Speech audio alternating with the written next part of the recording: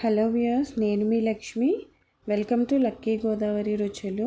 ఎలా ఉన్నారండి? బాగున్నారా? ఈరోజు వీడియో వచ్చేసి రూప్చంద్ ఫిష్ ఇగురండి. నేను ఫస్ట్ టైం వింటున్నానండి ఈ రూప్చంద్ ఫిష్ గురించి, కానీ టేస్ట్ అయితే చాలా బాగుందండి. నాలాగా మీలో ఎంతమంది మొదటిసారి వింటున్నారో కామెంట్ బాక్స్లో పోస్ట్ చేయండి. ఈ ఫిష్ పులుసు కంటే ఇగురే చాలా బాగుంటుందంటండి. నేను చేసే ప్రాసెస్లో ఒక్కసారి ట్రై చేసి చూడండి, మీకు నచ్చుతుంది.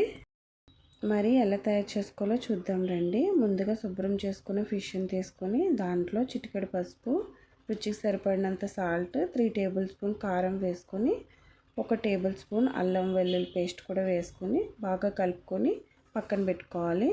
ఇప్పుడు గిన్నె పెట్టుకొని ఒక 5 టేబుల్ స్పూన్ దాకా ఆయిల్ వేసుకొని పచ్చిమిర్చి వేసుకొని ఫ్రై అయిన తర్వాత ఒక పెద్ద సైజు ఆనియన్ ముక్కలు వేసుకొని బాగా ఫ్రై చేసుకోవాలి. కొద్దిగా కరివేపాకు కూడా వేసుకొని ఫ్రై చేసుకోవాలండి. ఆనియన్ పచ్చిమిర్చి బాగా ఫ్రై అయిన తర్వాత మనం ఉప్పు కారం కలిపి పెట్టుకున్న చాప ముక్కల్ని వేసుకోవాలండి. వేసుకొని ఒక గట్టి పెట్టకుండా వీడియోలో చూపిస్తున్న విధంగా కలుపుకోవాలి.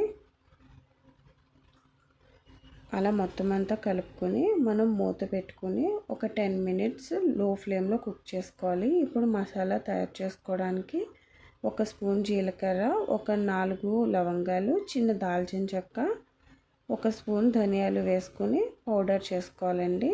ఒక 10 మినిట్స్ తర్వాత ఆ పౌడర్ వేసుకొని ముక్క ములిగేదాకా వాటర్ వేసుకొని ఒకసారి బాగా కలుపుకోవాలి. కలుపుకొని మరో 10 మినిట్స్ హై ఫ్లేమ్ మీద కుక్ చేసుకోవాలండి.